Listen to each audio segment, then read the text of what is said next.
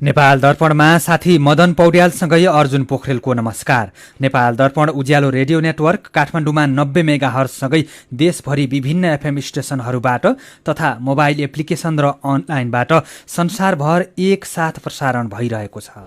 नेपाल दर्पण सुरु गरौं मुख्य खबरका शीर्षकहरूबाट। चुनावको तयारी तीव्र बनाउन निर्वाचन आयोगलाई प्रधानमन्त्री ओलीको आग्रह। लोकतन्त्रको रक्षाका लागि अन्तर्राष्ट्रिय समुदायसँग अपिल गरिएको प्रचण्डको भनाई। लोकतन्त्रका पक्षमा हुने सबैको समर्थन हामीलाई चाहियो, नेपाली जनतालाई चाहियो भन्ने कुरा हामीले औपचारिक अपिल पनि गरेका छौँ, अलग अलग भेटेर हामीले कुरा पनि गरेका छौँ।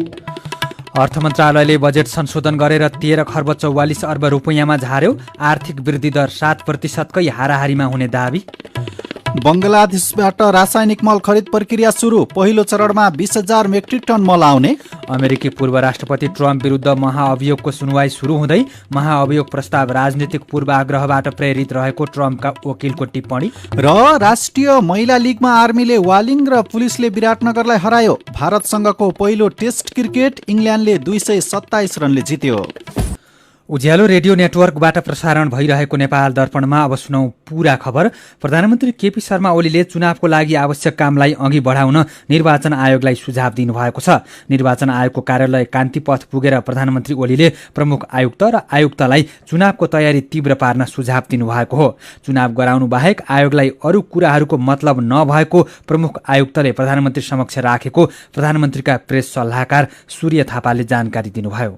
प्रधानमन्त्रीज्यू आउनुभएको, पार्टी आएको होइन। आज प्रधानमन्त्रीज्यू आउनुभयो, उहाँसँग उप प्रधानमन्त्रीज्यू, अर्थमन्त्रीज्यू, कानुन मन्त्रीज्यू सहितको टिम थियो। पार्टीका नेताहरूभन्दा पनि यो चाहिँ जो चाहिँ यहाँ निर्वाचन आयोगका सन्दर्भमा नियमित रूपमा समन्वयमा रहनुभएको छ। प्रधानमन्त्रीज्यूले निर्वाचनको तयारीका सन्दर्भमा जानकारी लिनुभएको, सरकारले पूर्ण सहयोग गर्ने र निर्वाचन आयोगले सबै तयारीहरू अगाडि बढाउन सुझाव दिनुभएको छ र अहिलेसम्म गरेका कामहरू, भएका तयारीहरू सन्तोषजनक रहेकोमा धन्यवाद दिनुभयो। आयोगका प्रमुख आयुक्त दिनेश थपलियाले चुनावको तयारीबारे आयोगले गरेका गतिविधिको प्रधानमन्त्रीलाई जानकारी गराउनु भएको र आयोगले तोकिएको मिति 2078 सालको वैशाख 17 र 27मा चुनाव गर्ने गरी काम गरिरहेको समेत जानकारी गराउनु भएको आयोगका सहप्रवक्ता कोमल प्रसाद धमलाले जानकारी दिनुभयो। आजको छलफलमा नेपाल कम्युनिस्ट पार्टी नेकपाको विवादबारे छलफल नभएको पनि निर्वाचन आयोगले जनाएको छ। गएको पुस 5 गते प्रतिनिधि सभा विघटनपछि नेकपा 2 समूहमा विभाजित भएको छ। गएको माघ 16 आयोगले नेकपाको ओली समूह र प्रचण्ड नेपाल समूहलाई नेकपा भित्रको विवाद र चुनावको तयारीबारे छलफल गर्न बोलाएको थियो। त्यस लगत्तै प्रचण्ड नेपाल समूहले आयोगमा आफ्नो आधिकारिकता पेश गरेको छ। नेकपाका दुवै समूहले आफूहरू नेकपाको आधिकारिक समूह भएको दावी गर्दै आएका छन्, तर दुवै समूहले गरेको निर्णयलाई निर्वाचन आयोगले अस्वीकार गरेको छ। नेपाल कम्युनिस्ट पार्टी नेकपा प्रचण्ड नेपाल समूहका अध्यक्ष पुष्पकमल दाहाल प्रचण्डले लोकतन्त्रको रक्षाका लागि भारत, चीन, अमेरिका लगायतसँग सार्वजनिक अपिल गरेको बताउनु भएको छ। साथै उहाँले आवश्यकता अनुसार सामूहिक भेटघाटको पनि आयोजना गर्न सकिने संकेत गर्नुभएको छ। काठमाडौँमा अन्तर्राष्ट्रिय सञ्चार माध्यमका पत्रकारहरूसँगको कार्यक्रममा अध्यक्ष प्रचण्डले लोकतन्त्र खतरामा परेकोले सबै लोकतन्त्रवादी अन्तर्राष्ट्रिय समुदायसँग समर्थनका लागि अपिल गरिएको जानकारी दिनुभयो। भारतसँग पनि, त्यो चीनसँग पनि, त्यो अमेरिकासँग पनि, त्यो युरोपियनहरूसँग पनि कुरा भइरहेको छ र हामीले सार्वजनिक अपिल पनि गरेका छौँ अन्तर्राष्ट्रिय समुदायलाई। नेपालमा लोकतन्त्रको हत्या भइरहेको छ। लोकतन्त्रका पक्षमा हुने सबैको समर्थन हामीलाई चाहियो, नेपाली जनतालाई चाहियो भन्ने कुरा हामीले औपचारिक अपिल पनि गरेका छौँ, अलग अलग भेटेर हामीले कुरा पनि गरेका छौँ। तर अब अहिले तपाईँहरूले जसरी भन्नुभयो सबैलाई बोलाएर एकैचोटि कुरा गर्ने चाहिँ किन गर्नु भएन भन्नुभएको भने हामी त्यो बारेमा पनि सोचिराखेका छौँ। सायद छिटै हामी त्यस खालको कार्यक्रमको आयोजना पनि गर्छौँ। प्रचण्डले बाहिर सुनिएकै जस्तो सेटिङमा निर्वाचन आयोग र सर्वोच्च अदालतको निर्णय आयो भने देश राजनीतिक भूमरीमा फस्ने समेत बताउनु भएको छ। अध्यक्ष प्रचण्डले प्रधानमन्त्री केपी शर्मा ओली आफैले प्रतिगमन गरेर आफै सभा गर्नु आश्चर्यजनक रहेको समेत टिप्पणी गर्नुभएको छ। सरकारले चालु आर्थिक वर्षको बजेट संशोधन गरेको छ। बजेटको मध्यावधि समीक्षा मार्फत अर्थ मन्त्रालयले 13 खर्ब 44 अर्ब 68 करोड रुपैयाँको बजेट संशोधित अनुमान गरेको हो। बजेट भाषण मार्फत सरकारले चालु आर्थिक वर्षको लागि 14 खर्ब 74 अर्ब रुपियाँको बजेट सार्वजनिक गरेको थियो। अर्थ मन्त्रालयले अहिले संशोधन मार्फत 9 खर्ब 48 अर्ब रुपियाँको चालु खर्चलाई 9 खर्ब 14 अर्ब 78 करोड र 3 खर्ब 52 अर्ब 91 करोड रुपियाँको पुँजीगत अर्थात् विकास बजेटलाई 2 खर्ब 83 अर्ब 4 करोड रुपियाँमा झारेको छ। यस्तै वित्तीय व्यवस्थातर्फ 1 खर्ब 46 अर्ब 86 करोड रुपियाँ खर्च हुने अनुमान गरेको छ। मध्यावधि समीक्षा मार्फत राजस्व सङ्कलनको लक्ष्य पनि संशोधन गरेर 10 खर्ब 74 अर्ब 68 करोड रुपियाँमा झारिएको छ। बजेटको संशोधित अनुमान गर्दा वैशाखमा घोषणा गरिएको चुनाव, कोरोना भाइरस विरुद्धको खोप, अनिवार्य खर्च लगायतलाई आधार मानेर संशोधन गरेको मन्त्रालयले जनाएको छ। यसैबीच सरकारले चालु आर्थिक वर्षमा पनि 7% हाराहारीकै आर्थिक वृद्धि दर हासिल हुने दाबी दोहोर्याएको छ। अर्थ मन्त्रालयले बजेटका अन्य विषयमा संशोधन गरे पनि आर्थिक वृद्धि दरको लक्ष्य भने यथावत राखेको छ। कोरोना भाइरस महामारीको प्रभाव कम हुँदै गएको र अब विकास निर्माण तथा आर्थिक क्षेत्र चलायमान हुने क्रम बढ्ने भएकोले पछिल्ला 3 वर्षकै हाराहारीमा अर्थात् 7% को आर्थिक वृद्धि दर हासिल गर्न सकिने अर्थ मन्त्रालयका सचिव शिशिर कुमार ढुङ्गानाले जानकारी दिनुभएको छ। विश्व बैंक लगायतका अन्तर्राष्ट्रिय निकायले भने नेपालको आर्थिक वृद्धि दर 0.6% मै सीमित हुने प्रक्षेपण गरिसकेका छन्। बंगलादेशबाट नेपाल ल्याउन लागिएको 50,000 मेट्रिक टन रासायनिक मल खरिद प्रक्रिया सुरु भएको छ। सरकार बीच G2G सम्झौता अनुसार मल खरिदको प्रक्रिया सुरु भएको कृषि सामग्री कम्पनीले जनाएको छ। यसअघिको सम्झौता अनुसार नेपालमा मल ढुवानी गर्ने कम्पनीले बंगलादेशमा मल बुझ्न थालेको कृषि कम्पनीका प्रबन्ध सञ्चालक नेत्रबहादुर भण्डारीले जानकारी दिनुभयो। सबै तयारी सकेर अब छिट्टै नेपालमा मल ढुवानी हुने उहाँको भनाइ छ। बंगलादेशको कम्पनीले दैनिक जति मल उत्पादन गर्छ त्यति मल नेपाललाई दिनेछ। ढुवानी कम्पनीले पछिल्लो चरणमा 20,000 मेट्रिक टन रासायनिक मल ल्याउने र भारतीय भन्सार प्रक्रिया मिलाउने काम भइरहेको पनि भण्डारीले जानकारी दिनुभयो। पहिलो चरणमा रेलमार्ग हुँदै आउने मल कृषि सामग्री कम्पनीको विराटनगर, वीरगञ्ज र भैरहवामा रहेका गोदाममा राखिनेछ। कृषि सामग्री कम्पनीले बंगलादेशबाट ल्याउने रासायनिक मल ढुवानीका लागि गत असोजमा संयुक्त अरब इमिरेट्स UAE को जेन्ट्रेट FZF कम्पनीलाई जिम्मा दिइसकेको छ। यसैबीच कृषि तथा पशुपक्षी विकास मन्त्री पद्मा कुमारी अर्यालले जुनसुकै अवस्थामा पनि समस्या नआउने गरी मलको भण्डारण स्थापना गर्ने बताउनु भएको छ। कालीमाटी तरकारी तथा फलफूल बजारको अनुगमन गर्दै उहाँले अहिले गहुँ बालीमा आवश्यक पर्ने मल पर्याप्त रहेको र किसानले सहज ढङ्गले पाएको दावी गर्नुभयो। किसानलाई बजारको व्यवस्थापन गर्न उत्पादित वस्तुको बजारको ग्यारेन्टी सरकारले गर्ने पनि मन्त्री अर्यालको भनाइ छ।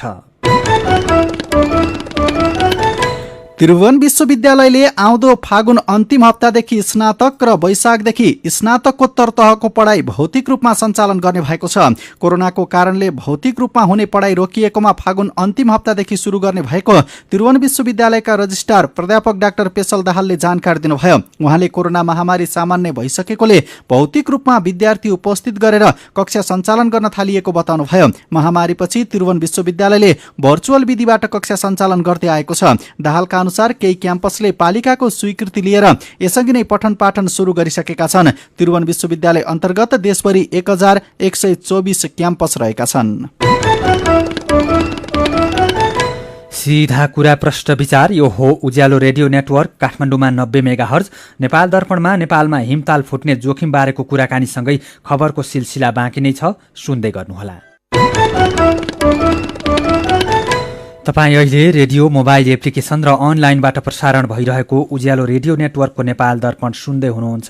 यतिन्जेल हामीले चुनावको तयारी तीव्र बनाउन निर्वाचन आयोगलाई प्रधानमन्त्री ओलीको आग्रह, लोकतन्त्रको रक्षाको लागि अन्तर्राष्ट्रिय समुदायसँग अपिल गरिएको प्रचण्डको भनाई, अर्थ मन्त्रालयले बजेट संशोधन गरेर 13 खर्ब 44 अर्ब रुपियाँमा झार्यो लगायतका खबर प्रस्तुत गर्यौं।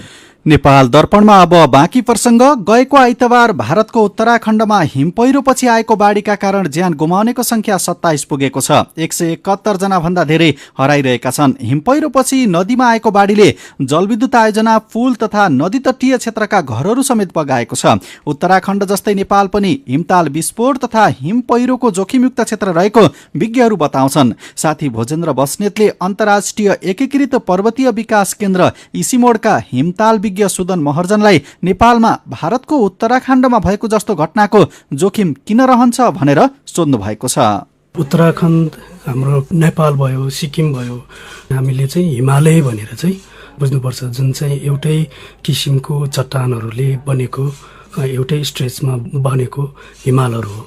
जुन उत्तराखण्डमा देखियो हामीहरू कहाँ पनि त्यस्तै किसिमको ल्यान्ड फिचरहरू होइन, जुन टोपोग्राफिकल्ली हेर्नुभयो भने, जियोलोजिकल्ली हेर्नुभयो भने त्यस्तै किसिमको चाहिँ भू बनावटहरू चाहिँ भएका छन्।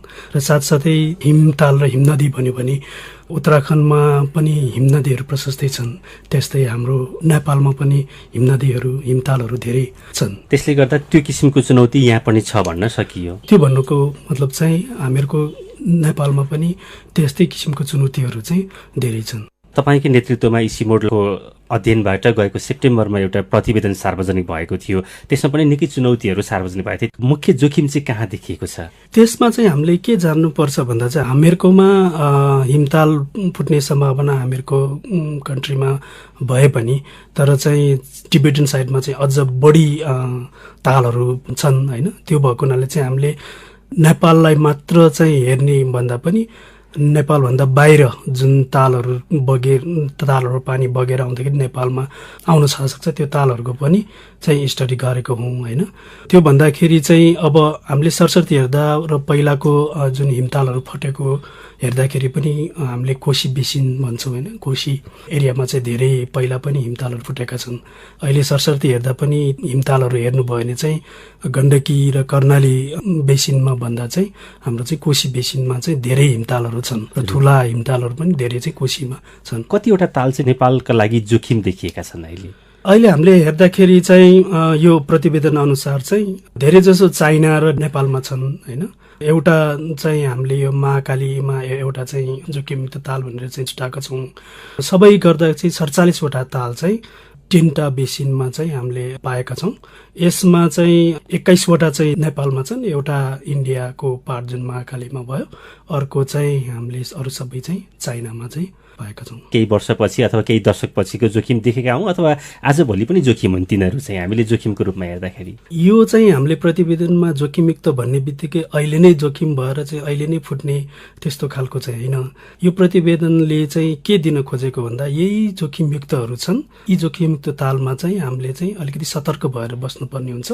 यो जोखिमयुक्त तालहरूको चाहिँ राम्रोसँग फिल्डमै गएर चाहिँ स्टडीहरू गर्नुपर्छ भन्ने। त्यसले गर्दा चाहिँ के हुन्छ भन्दा चाहिँ स्टडी राम्रोसँग गरिसकेपछि चाहिँ हामी चाहिँ अलिकति सतर्क भएर चाहिँ बस्नुपर्ने हुन्छ भन्ने मात्रै हो। जुन जुन क्षेत्रमा हिमताल हिमनदीहरू जोखिममा छन् त्यो क्षेत्रका बासिन्दाहरूलाई जोगाउनको लागि स्थानीय सरकारले चाहिँ घटना भइसकेपछि मान्छे चाहिँ बाँचोस् है भन्ने किसिमबाट के गर्न सक्छ? अब माथि जोखिमयुक्त छ भनेपछि त्यहाँ एउटा समिति भएर चाहिँ मोबाइलबाट पनि माथि बाढी आयो भने चाहिँ तल सूचना प्रवाह गर्ने त्यो मेकानिजम चाहिँ बनायो भने त्यो लोकल सरकारबाट माथिल्लो तथ्यमा भएको र तल तथ्यमा चाहिँ त्यसरी फ्लो गराउने चाहिँ एउटा मेकानिजम भयो भने चाहिँ त्यसले चाहिँ धेरै क्षति हुनबाट चाहिँ जोगिने सम्भावना धेरै छ।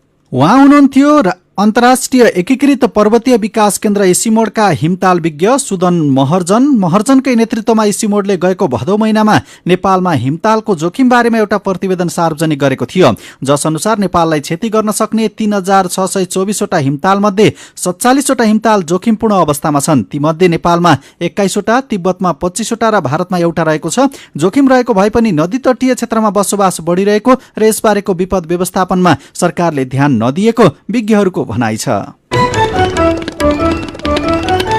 पछिल्लो 24 घण्टामा देशभर 160 जनामा कोरोना भाइरसको संक्रमण पुष्टि भएको स्वास्थ्य तथा जनसङ्ख्या मन्त्रालयले जनाएको छ। आज थपिएका सँगै नेपालमा कोरोना संक्रमण पुष्टि हुनेको संख्या 2,72,215 पुगेको छ। यस्तै थप 165 जना निको भएसँगै संक्रमण मुक्त हुनेको संख्या 2,68,431 पुगेको छ। मन्त्रालयका अनुसार पछिल्लो 24 घण्टामा 2 जनाको ज्यान गएसँगै कोरोनाका कारण ज्यान गुमाउनेको संख्या 2047 पुगेको छ। यसैबीच कोरोना विरुद्धको खोप शिक्षकलाई लगाउने व्यवस्था गर्न शिक्षा विज्ञान तथा प्रविधि मन्त्रालयले स्वास्थ्य मन्त्रालयसँग अनुरोध गरेको छ। सरकारको नीति अनुसार प्राथमिकताका आधारमा अग्रपंक्तिमा खटिने शिक्षक कर्मचारीलाई खोप लगाउने व्यवस्था गर्न अनुरोध गरिएको शिक्षा मन्त्रालयले जनाएको छ। मन्त्रालयले सचिव स्तरीय निर्णय गरी खोप लगाउने व्यवस्था गर्न स्वास्थ्य तथा जनसङ्ख्या मन्त्रालयलाई अनुरोध पत्र समेत पठाएको छ। सरकारले सामाजिक सञ्जालमा उत्तेजक अभिव्यक्ति दिने र त्यस्ता अभिव्यक्तिलाई प्राथमिकता दिएर प्रसारण गर्ने माध्यमलाई कारबाही गर्न सामाजिक सञ्जाल सञ्जाल सम्बन्धी निर्देशिका 2077 जारी गर्ने तयारी गरेको छ। मन्त्री परिषद बैठकका निर्णय सार्वजनिक गर्न भएको पत्रकार सम्मेलनमा सरकारका प्रवक्ता पार्वत गुरुङले स्वतन्त्रता उपभोग गर्ने नाममा दर्ता बिना सञ्चालनमा आएका फेसबुक, युट्युब, अनलाइन जस्ता माध्यमबाट हुने विकृति रोक्न छिट्टै सामाजिक सञ्जाल सम्बन्धी निर्देशिका 2077 जारी गर्ने तयारी गरिएको बताउनुभयो। सरकारले नेपाल विद्युत प्राधिकरणको कार्यकारी निर्देशकमा हितेन्द्र देव साक्यलाई नियुक्त गरेको छ। अहिले कायम मुकायमको भूमिकामा रहेका साक्यलाई कार्यकारी निर्देशकमा नियुक्त गर्ने निर्णय गरेको पनि उहाँले जानकारी दिनुभयो। यसैबीच सरकारले यही माघ 30 गते सोनाम लोसार पर्वको अवसरमा सार्वजनिक बिदा दिएको छ। सोनाम लोसारमा सार्वजनिक बिदा दिने मन्त्री परिषदको निर्णय अनुसार बिदा दिएको गृह मन्त्रालयले जनाएको छ। विभिन्न रेडियो स्टेशनबाट मेचीदेखि महाकालीसम्म र मोबाइल एप्लिकेसन तथा अनलाइनबाट संसारभरि एकसाथ प्रसारण भइरहेको नेपाल दर्पणमा तपाईंलाई फेरि स्वागत छ। अब बाँकी खबर। नेपालमा प्रत्यक्ष वैदेशिक लगानी एफडीआई बापतको रकम ल्याउन नेपाल राष्ट्र बैंकको पूर्व स्वीकृति नचाहिने भएको छ। राष्ट्र बैंकले विदेशी लगानी तथा विदेशी ऋण व्यवस्थापन विनियमावली 2077 संशोधनको तयारी गर्दै एफडीआई बापतको रकम भित्र्याउँदा पूर्व स्वीकृति लिनु नपर्ने व्यवस्था गर्न लागेको हो। 3 हप्ता बन्द भएको नेपाल चीन बीचको प्रमुख व्यापारिक नाका तातोपानी आजदेखि खुलेको छ। भोटेकोशी बाढीले क्षति पुर्याएको मितेरी पुल मर्मतको लागि चीनले गएको माघ 7 गते 3 हप्ताको लागि नाका बन्द गरेको थियो। बागमती प्रदेशको राजधानी हेटौडामा आजदेखि राष्ट्रिय बेटी अर्थात् छोरी सम्मेलन सुरु भएको छ। मेचीदेखि महाकाली, हिमाल पहाड तराईका छोरी बेटी तथा महिला अधिकार कर्मीहरूको एकता गर्ने उद्देश्यले हेटौडामा 3 दिने छोरी सम्मेलन सुरु भएको हो। समाजमा हुने महिला हिंसा लगायत विभिन्न कुप्रथा विरुद्ध र लैङ्गिक समानता र समावेशी अधिकारका लागि आसनमा महिला, भाषणमा महिला र शासनमा महिला भन्ने नाराका साथ सम्मेलन आयोजना गरिएको आयोजक कमिटिका संयोजक नजबुल खानले जानकारी दिनुभयो। अनौपचारिक क्षेत्र सेवा केन्द्र इन्सेकले 26औं मानव अधिकार पुरस्कार डाक्टर रूपचन्द्र विश्वकर्मालाई प्रदान गरेको छ। बाजुराको बुढीनन्द नगरपालिका 5 का विश्वकर्मा बाजुरामा स्वास्थ्य सेवामा कार्यरत हुनुहुन्छ। पछिल्लो समय लगातार बढिरहेको शेयर बजार परिसूचक नेप्से आज 27 अङ्क भन्दा धेरैले घटेको छ। नेप्से 27.11 अङ्कले घटेर 2534.36 बिन्दुमा झरेको छ। आज विकास बैंक र फाइनान्स बाहेक अरू सबै समूहको शेयर घटेको छ।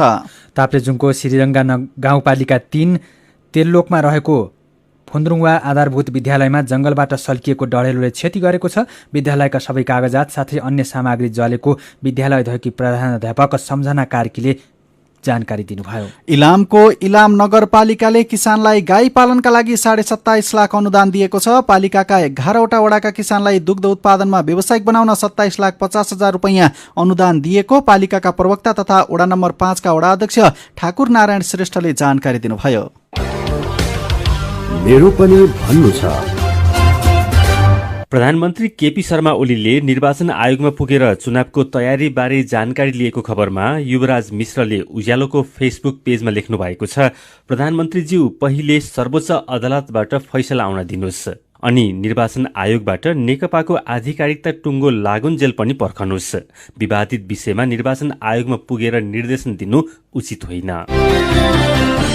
नेपाल विद्युत प्राधिकरणको कार्यकारी निर्देशकमा हितेन्द्र देव साक्य नियुक्त भएको विषयमा पेमा लामा लेख्नुहुन्छ, नयाँ प्रमुखज्यूले झ्याप्प बत्ती जाने क्रम तत्कालै रोक्नुपर्छ, विद्युत चुआवट घटाउनुपर्छ र कुलमान घिसिङले जस्तै प्राधिकरणलाई नाफामा लैजानुपर्छ, तब मात्रै तपाईँको कार्यकाल सफल हुनेछ। शैलेश श्रेष्ठको विचार पनि उस्तै छ। उहाँ लेख्नुहुन्छ, नवनियुक्त निर्देशकज्यूले अरू जे गरे पनि नेपालमा फेरि लोड सेडिङ भित्राउने काम चाहिँ नगर्नुहोला। राजन नेपाल लेख्नुहुन्छ, प्राधिकरणमा जुनसुकै व्यक्ति आए पनि हामीले नियमित बत्ती पाउनु पर्यो, हाम्रो सरकार व्यक्तिसँग होइन। सरकारले बजेट संशोधन गरेको विषयमा स्काई नवीन नाम राखेका साथी भन्नुहुन्छ, यसै पनि सरकारले 80% बजेट चालु खर्चमा सिध्याउँछ, बाँकी 20% विकास बजेटमा छुट्याएको रकम पनि खर्च हुँदैन, खर्च भएको रकम पनि टालटुलमै सकिन्छ। यस्तो हिसाबले देश कहिले उँभो लाग्ने? अनि हाम्रो आइभीआरमा ध्रुवप्रसाद प्रसाईले रेकर्ड गराएको विचार यस्तो छ, जसरी पत्रकार डेकेन्द्र थापाको हत्यारालाई पत्ता लगाएको छ, त्यतिकै निर्मला पन्थ र भागीरथ भट्टको माने हत्यारालाई पत्ता लगाएर सख्त कारवाही गरियोस्। नेताहरूलाई त के छ र, चुनावमा भोट भइहाल्छ। धन्यवाद। विचारका लागि तपाईलाई धन्यवाद। तपाईँ पनि आफ्नै आवाजमा आफ्नो भनाइ राख्न चाहनुहुन्छ भने उज्यालोको आइभीआर नम्बर 1660155566 मा बिहान 9 बजेदेखि बेलुकी 5 बजेसम्म फोन गरेर रेकर्ड गराउन सक्नुहुन्छ। मेरो पनि भन्नु छ। मेरो पनि भन्नु छ प्रस्तुत गर्दै हुनुहुन्थ्यो साथी भोजेन्द्र बस्नेत। नेपाल दर्पणमा अब विदेशको खबर। अमेरिकी पूर्व राष्ट्रपति डोनाल्ड ट्रम्प विरुद्धको महाअभियोग प्रस्तावमाथि अमेरिकी संसदको माथिल्लो सदन सिनेटमा आजदेखि सुनवाई सुरु हुँदैछ। अमेरिकी संसद भवनमा गएको जनवरी 6 तारिकका दिन आक्रमण गर्न आफ्ना समर्थकलाई उस्क्याएर सत्ता विद्रोह गर्न खोजेको आरोपमा डेमोक्रेटिक पार्टीले महाअभियोग दर्ता गरेको हो। पूर्व राष्ट्रपति ट्रम्पका तर्फबाट सिनेटमा जवाफ दिन नियुक्त वकिलहरूले भने सिनेटमा विचाराधीन महाअभियोग प्रस्ताव राजनीतिक पूर्वाग्रहबाट प्रेरित रहेको टिप्पणी गरेका छन्। अमेरिकी तल्लो सदनले तत्कालीन राष्ट्रपति ट्रम्प विरुद्ध महाअभियोगको प्रस्ताव पारित गरी सिनेटको अनुमोदनको लागि पठाएको थियो। यद्यपि राष्ट्रपति ट्रम्पको कार्यकाल गत जनवरी 20 मै समाप्त भई नयाँ राष्ट्रपति जो बाइडेनले पदभार ग्रहण गरिसक्नु भएको छ। अब खेल खबर। राष्ट्रिय महिला लीग फुटबलमा आज भएको खेलमा त्रिभुवन आर्मीले स्याङ्जाको वालिङ नगरपालिका र नेपाल पुलिस क्लबले मोरङको विराटनगर महानगरपालिकालाई हराएको छ। ललितपुरको 7 बाटोमा रहेको एन्फा मैदानमा भएको आजको पहिलो खेलमा आर्मीले वालिङलाई 2-0 ले हराएको हो। आर्मीको जितमा शर्मिला थापा र विमला चौधरीले 1-1 गोल गरे। जितसँगै आर्मीले 8 खेलमा 19 अङ्क जोडेको छ। आर्मी लीगको दोस्रो स्थानमा रहेको छ। शीर्ष स्थानमा रहेको एपीएफले 7 खेलमा 21 अङ्क जोडेको छ। एन्फा मैदानमै आज भएको दोस्रो खेलमा पुलिसले विराटनगर महानगरपालिकालाई 3-0 ले हराएको छ। विराटनगरलाई हराएको पुलिसले तेस्रो जित निकालेको हो। पुलिसका निरु थापाले 2 र निर्मला उपाध्यायले 1 गोल गरिन्। जितपछि पुलिस 11 अङ्कका साथ लीगको चौथो स्थानमा छ। वालिङसँग समान 11 अङ्क रहे पनि गोलअन्तरका आधारमा पुलिस पछि परेको हो। विराटनगर 8 खेलमा 10 अङ्क जोडेर 5औं स्थानमा छ। र भारतसँगको पहिलो टेस्ट क्रिकेट इङ्ल्यान्डले 227 रनले जितेको छ। चेन्नईमा 420 रनको लक्ष्य पछ्याएको भारत 5औं दिन 192 रन बनाउँदा अल आउट भएपछि इङ्ल्यान्ड 227 रनले विजयी भएको हो। भारतको लागि कप्तान विराट कोहलीले सबैभन्दा धेरै 72 रन बनाए। अजिङ्क्य रहाणे, वाशिङटन सुन्दर र शहबाज नदिमले खाता नै खोल्न सकेनन्। इङ्ल्यान्डका ज्याक लिचले 4, जेम्स एन्डरसनले 3 तथा जोफ्रा आर्चर, डोम बेस र बेन स्टोक्सले 1-1 विकेट लिए। आजको जितसँगै 4 खेलको टेस्ट श्रृङ्खलामा इङ्ल्यान्डले 1-0 को अग्रता बनाएको छ। खेल खबरसँगै उज्यालो रेडियो नेटवर्कबाट प्रसारण भइरहेको नेपाल दर्पणको समय सकिनै लागेको छ। बिदा हुनु अघि आजका मुख्य खबरका शीर्षकहरू फेरि एकपटक। चुनावको तयारी तीव्र बनाउन निर्वाचन आयोगलाई प्रधानमन्त्री ओलीको आग्रह। लोकतन्त्रको रक्षाका लागि अन्तर्राष्ट्रिय समुदायसँग अपील गरिएको प्रचण्डको भनाई। अर्थ मन्त्रालयले बजेट संशोधन गरेर 13 खर्ब 44 अर्ब रुपैयाँमा झार्यो। आर्थिक वृद्धि दर 7% कै हाराहारीमा हुने दाबी। बङ्गलादेशबाट रासायनिक मल खरिद प्रक्रिया सुरु। पहिलो चरणमा 20,000 मेट्रिक टन मल आउने। अमेरिकी पूर्व राष्ट्रपति ट्रम्प विरुद्धको महाअभियोगको सुनवाई सुरु हुँदै महाअभियोग प्रस्ताव राजनीतिक पूर्वाग्रहबाट प्रेरित रहेको ट्रम्पका वकिलको टिप्पणी। र राष्ट्रिय महिला लीगमा आर्मीले वालिङ र पुलिसले विराटनगरलाई हरायो। भारतसँगको पहिलो टेस्ट क्रिकेट इङ्ल्यान्डले 227 रनले जित्यो। आजको नेपाल दर्पण सकिएको छ। प्रविधिमा साथ दिने साथी सङ्घर्ष विष्टसँगै हामी मदन पौड्याल र अर्जुन पोखरेल पनि बिदा हुन्छौँ। कोरोनाको जोखिम कायमै रहेकोले सुत्नु अघि पनि साबुन पानीले मिचिमिची 20 सेकेन्डसम्म हात धुन नबिर्सनुहोला। नमस्कार।